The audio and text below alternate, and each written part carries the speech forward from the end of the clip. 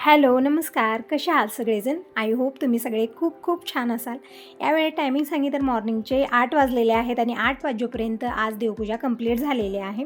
जसं की तुम्ही अगोदरच्या व्हिडिओमध्ये बघितलं, म्हणजे एक व्हिडिओ अगोदरच आलेला आहे. म्हणजे मी आज 11 वाजताच एक व्हिडिओ अपलोड केलेला आहे, कारण मला आजच्या आजच दोन्ही व्हिडिओ अपलोड करायचे होते. तर अगोदरचा व्हिडिओ नाही बघितला, आताही बघू शकता. म्हणजे पूर्ण प्रोसेसिंग तुम्हाला समजेल. आज मी देवाऱ्याची डीप क्लिनिंग केलेली आहे. त्यामध्ये वेळ भरपूर गेला, म्हणजे आरामात 2 तास तरी गेले. एक ताई म्हणतही होत्या की ताई तुला देवाऱ्याची डीप क्लिनिंग करायला भरपूर वेळ लागला, थांबल्या थांबल्या पाय पण दुखतात. तर निवांत सगळे हे देवाचे भांडे टोपल्यात भरून बाहेर बसून निवांत तू उन्हाला ते घासायचे होते.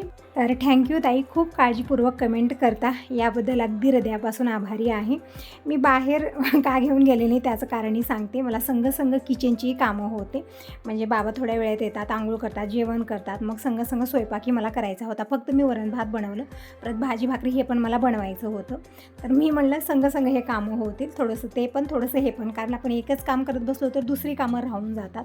त्यामुळे मी दोन्ही कामं मी आवरण्याच्या नादामध्ये इथंच किचनमध्येच सगळे भांडे, देवाचे भांडे घासून घेतले. आणि देवाची डीप क्लिनिंग झाल्यानं आज खरंच खूप छान वाटत आहे. म्हणजे जेव्हा आपण करायला घेतो ना, त्यावेळीमध्ये असं वाटतं की बाबा भरपूर वेळ लागत आहे, असू दे उद्या करूया. पण नाही, आपण संग करायला घेतलं ना, खरंच ती कामं आपली खूप छान आणि सुरळीत होतात. आणि तसंच झालेलं आहे. तर आता मी इकडं लक्ष्मी मातेचं पूजन मांडत आहे. म्हणजे आता टायमिंग सांगितलं तर दुपारचे 12:30 वाजलेले आहेत. तर तुम्ही म्हणसाल तर इव्हनिंगला पूजा करते ना, तर इव्हनिंगला इतका गोंधळ होतो ना, काय सांगू तुम्हाला. मी साईबाबांच्या मंदिरामध्ये प्रसाद बनवून द्यायचा असतो, हे घरी आल्यानंतर यांचं आवरून द्यायचं असतं. त्यामध्ये ना खूप गोंधळ होत आहे आणि खूप लेट होत आहे मला. त्यामुळे म्हटलं आता निवांत करूया. तर यावेळेत मला कोणी डिस्टर्ब करत नाही. निवांत पूजा मांडणी, कथा, आरती यामध्ये आरामात 1-1.5 तास तरी मला जातो. तर मला इव्हनिंगला धावपळ करण्यापेक्षा तर ठीक आहे, आताच करूया. तर लक्ष्मी मातेचं पूजन मी मांडलेलं आहे. दिनेश आलेला आहे. तर दिनेशला अगोदर जेवायला वाढलं आणि यांच्यासाठी शेंगदाण्याचे लाडू बनवत आहे. म्हणजे माझा तरी गुरुवार आहे, यांचा पण गुरुवारचा उपवास असतो आणि काहीच खात नाही. त्यांनी फ्रूट पण आणखीन काही आणलेले नव्हते. तर मला शेंगदाण्याचे लाडू बनवूया. आणि दही वगैरे मी काल भिजू लावून ठेवलेलं आहे, ताजं फ्रेश दही आहे. तर इकडं गूळ घेतलेलं आहे. हे गूळ बघू शकता तुम्ही, हे एकदम काळपट आहे, पण खूप छान होतं हे गूळ. बघितल्यानंतरच पेड्यासारखं दिसत होतं ते, आणि चवीला पण छान, एकदम छान गोडी होती या गुळाला. तर शेंगदाणे अगोदर मी भाजून घेतले, छान खरपूस भाजून घेतलेले आहेत. म्हणजे शेंगदाणे जितके छान भाजले ना, तितके हे लाडू टेस्टी बनतात. आणि गूळ पण खिसून घेतला आणि एक मोठा डब्बा घेतला, म्हणजे जे उरलेलं गुळ आहे ना ते ठेवण्यासाठी, कारण मुंग्या खूप लवकर येतात. अगोदर तर या गुळाला पॅकिंग होती, छान कवर होतं, पण ते कवर पूर्णपणे काढलं आणि असंच ठेवलं तर मुंग्या तरी येतात आणि गूळ पण म्हणजे पाणी सुटल्यासारखं होतं, म्हणून मी एक पॅक पण डब्यामध्ये ठेवलेला आहे. आणि तोपर्यंत शेंगदाणे पण छान गार झालेले आहे. तर मोठं मिक्सरचं भांडं घेतलं आणि यामध्ये शेंगदाणे एकदम बारीक वाटून घ्यायचं आहे. म्हणजे जेव्हा आपण लाडू बनवायला घेतो ना, शेंगदाण्याचं वाटण थोडंसं मोठं ठेवतो, पण ते लाडू तितके टेस्टी बनत नाही आहेत. जितकं होईल तितकं बारीक करायचं आहे. आणि नंतर यामध्ये पूर्णपणे गूळ घातलं, 2 ते 3 चमचे तूप टाकलेलं आहे. आणि आता हे परत मिक्सरला फिरवून घेऊया, म्हणजे छान मिक्स व्हायचं काम होतं आता. आणि एकदम छान लाडू बनून तयार होतात आणि जास्त वेळ पण लागणार नाही. तर इथं 2-3 वेळा मी मिक्सर फिरवलं, बंद केलं, म्हणजे ते छान एकजीव व्हावं म्हणून. तर इकडं बघू शकता साईडला झालेलं होतं ते. परत चमच्यानं मी मिक्स केलं आणि परत मी इकडं आणखीन थोडंसं फिरवून घेतलेलं आहे. तर छान एकजीव झाला आता ताटलीत काढून घेऊया आणि या मिश्रणाचे लाडू बनवू. खूप छान टेस्टी लाडू बनतात अशा प्रकारे. म्हणजे वाटण थोडंसं मोठं ठेवलं ना, तितका टेस्ट येत नाही, एकदम वेगळेच लाडू लागतात ते. पण हे जे लाडू मी बनवते आणि एकदम पेड्यासारखे बनलेले आहेत. म्हणजे शेंगदाणे छान एकदम बारीक वाटून घ्यायचे आहेत. आणि इकडे लाडू मी वळून घेत आहे. म्हणजे एकदम छोटे मी बनवत नाही आहे, मोठ्या आकाराचेच बनवत आहे, कारण आज वेळेची कमी, आज सकाळपासून धावपळ सुरू आहे. तर इकडे सगळेच लाडू मी बनवून घेते. आणि जे हे भांडे झालेत ना, सगळे जमा करून ठेवते. अगोदर मी कथा वाचून घेते, आरती करून घेते, म्हणजे देवीचं पूजन कंप्लीट करून घेते. त्यानंतर हे आपली जे रेग्युलर काम आहे ते तरी दिवसभर चालतच राहणार आहेत. तर इकडे बघू शकता सगळेच लाडू बनवले. आणि जे थोडंसं राहिलेलं आहे मिश्रण, त्याचा एक छोटासा लाडू बनलेला आहे. आणि आता देवीला नैवेद्य पण याचाच मी दाखवणार आहे, आणखीन कोणी खायलाही घेतलेलं नाही आहे. आणि अगोदर पतिदेवांसाठी इथं सगळं काढून ठेवते. तर थोड्याशा शेंगाही मी इकडे भाजत ठेवलेल्या. त्या शेंगामध्ये जास्तीत जास्त चोपटच आहे, म्हणजे ते शेंगा आणल्यापासून तसेच आहेत, नंतर झालेलं नाही आहे. त्यामध्ये जास्तीत जास्त चोपट आणि शेंगा कमी आहेत, म्हणजे अर्ध्याला अर्ध ते चोपटच होतं. तर शेंगा भाजून घेतल्या छान खरपूस. आणि इकडं दही काढून घेतलं. आणि दही आंबट लागू नये, कारण आता दिल्यानंतर पतिदेव खाणार नाही, थोडा वेळ ठेवणार मग खाणार, तोपर्यंत आणखीन आंबट होतं ते. तर मला यामध्ये थोडंसं दही आणि साय टाकायची. आणि 2 ते 3 चमचे साखर पण टाकलेले आहे. एकदम छान टेस्टी दही बनलेलं आहे. आता याला लावत आहे मी ॲल्युमिनियम पेपर, कारण आता बाईकवर जातात तर धावपळीमध्ये ते सांडा लवणा होतोच होतो, म्हणून पॅक बंद केलेला आहे. इकडे मी अल्युमिनियम पेपर लावून आणि दुसरा अल्युमिनियम पेपर घेत त्यामध्ये 2 शेंगदाण्याचे लाडू हे रॅप केलेले आहेत, म्हणजे थोडा वेळ ठेवलं तरी पण ते हडकणार नाहीत.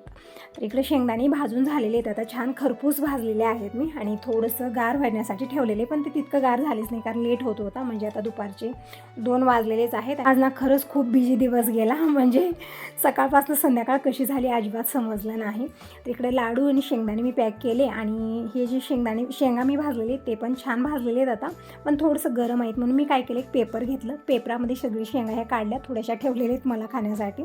म्हणजे ते खाण्यासाठी वेळ भेटतो की नाही माहिती नाही आहे, कारण आज धावपळ खूप जास्त होती. आणि हे जे पेपरावरती शेंगा काढलेल्या होत्या ते तसंच पेपर मी गुंडाळून एका कवरमध्ये ठेवलेला आहे, आणि सगळंच इकडं मी एका पिशवीत भरलेलं आहे. टिफिन पण भरलं, म्हणजे जे गॅरेजमध्ये कामाला मुलगा आहे त्यासाठी टिफिन भरलेला आहे. सगळं एका पिशवीमध्ये पॅक करून देते, म्हणजे नेण्यासाठी अवघड सवड नको, कारण एकतर बाईकवर जातात मग त्या हातात वेगळं ह्या हातात वेगळं ते घेणार पण नाही आहेत, म्हणून एकत्रच मी एका पिशवीमध्ये सगळंच पॅक केलेलं आहे. तर हे झालेले टिफिन पॅक. तर आता चला पुढची कामं करूया. इथं बघू शकता खूप जास्त भांडे झालेले, तर आता हे भांडे मी आताच घासणार नाही, नंतर घासणार आहे. अगोदर मी इकडं देवीची कथा वाचणार आहे, आरती करून घेणार आहे, म्हणजे पूजा कंप्लीट होते.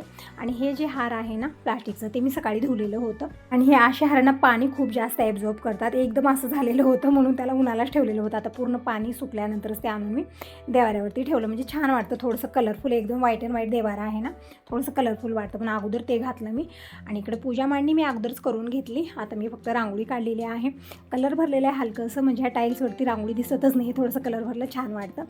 समया आरत्या प्रज्वलित करून घेतल्या, आता कथा वाचून घेऊ. तर तुम्ही सगळेजण कसला वेट करता, या सगळेजण देवीची कहाणी ऐकायला. अगोदर मी पूजा करून घेतली, दर्शन करून घेतलं, आणि मगच कथा वाचवायला सुरुवात केलेली आहे.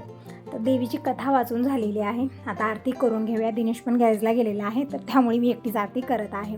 तर नैवेद्य इकडं मी हे लाडूचाच नैवेद्य दाखवलेलं आहे, समोर दूध ठेवलं, ग्लासात पाणी ठेवलं, आणि आता आरती करून घेत आहे.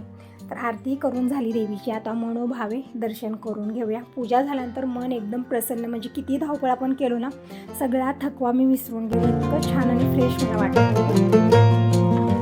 तर देवीची पूजा झाल्यानंतर आता परत मी किचनच्या कामात लागले. तर यामधला एक लाडू राहिलेला आहे, ते लाडू मी तसाच उचलून ठेवला, पेपर वगैरे सगळं मी रानमाळ टाकलेलं होतं घाई गडबडीत, सगळं व्यवस्थित ठेवलं. आणि अगोदर जितके भांडे झालेले ना सगळे घासायला घेतलेले आहेत, म्हणजे भांडे खूप जास्त होतात. स्वयंपाक कमी करा जास्त करा, जितके भांडे पडायचे आहेत ना तितकेच पडतात. असं नाही की बाबा स्वयंपाक कमी होता त्यामुळे भांडे कमी आहेत, असं कधीच होत नाही, त्यापेक्षा जास्त होतात उलट. तर इकडे सगळेच भांडे मी घासून घेतलेले, धुवून घेतलं, आणि किचन काउंटी स्वच्छ करून घेते. आणि कपडेही मी मशीनला लावलेले आहेत, म्हणजे कपडे धुण्याचं काम आता होतच आहे. तर कपडे उन्हाला टाकते, आणि त्यानंतर मग रात्रीचा स्वयंपाक हे ते असणार आहे, प्रसाद करायचा आहे. म्हणजे आता हे सगळं करता खूप लेट होणार आहे, म्हणजे स्वयंपाक करण्याचीच टायमिंग होणार आहे इव्हनिंगची. टायमिंग बघू शकता, दुपारचे 1:30 वाजलेले आहेत. पूजा झालेली आहे, देवीचं पूजन झालं, कथा आरती सगळं झालं. मनाला एक वेगळी शांतता आहे, खूप प्रसन्नता आहे, खूप छान वाटत आहे आज मला. आणि लाईट पण गेली आता, म्हणजे कपडे धुवून झाले, लाईट गेल्या, सगळं चांगलंच होत आहे माझ्यासोबत. तर प्रत्येक वेळी काय होतं, मी मशीनला कपडेच लावणे, ते लाईट जाते येत नाही, मग नंतर हाताने कपडे तेव्हा धावपळ करा, हे सगळं होत राहतं. तर आता धुवून झाले तर कपडे मशीनमधून काढते, अगोदर मी उन्हाला टाकते. आणि आता रात्री तरी प्रसाद वगैरे मला बनवायचा आहे, स्वयंपाक आहे, रात्री तरी जास्त धावपळ असते संध्याकाळी. तर चला तुम्ही अगोदर मी कपडे उन्हाला टाकून येते, कारण आवाज पण आलेला आहे, लेट पण झालेलं आहे. टायमिंग बघू शकता तुम्ही, 1:30 वाजले. आता कसं 3 वाजतील आणि कसं 4 वाजतील ते पण मला कळणार नाही. आणि एक आज हे पण नाही, म्हणजे व्हिडिओ पण तयार नाही आहे, ते पण मला करायचं आहे, आणि मग तेव्हा तुमच्यापर्यंत व्हिडिओ येईल. तर माझ्या अवतारात थोडंसं इग्नोर करा, आज खूप थकवा आलेलं आहे, म्हणजे कालपासूनच धावपळ सुरू आहे. काल मी पूर्ण घरची साफसफाई केलेली होती, म्हणजे जसं आपण फक्त फरशी पुसणं त्यामध्ये तितकी मेहनत लागत नाही, पण जसं आपण खिडक्या अलमाऱ्या हे सगळं स्वच्छ करतो ना, त्यामध्ये भरपूर आपली धावपळ होते. तसंच झालेलं होतं काल, मी फर्निचर वगैरे सगळं पुसलेलं होतं ना, तर कालपासूनच असा थकवा मला आलेला आहे ना की धावपळ जास्त झाली, त्यामुळे थोडासा अवतार पण माझा बिघडलेला आहे. तर असो, कपडे धुवून झालेले, तर अगोदर मी बाहेर घेऊन आले आणि उन्हाला टाकता येत, तसं तरी थोडासा लेट झालेलाच आहे. तर कपडे हडकणार नाहीत, कारण थंडीमुळे असं होत आहे आणि तो ऊन लवकर येत नाही.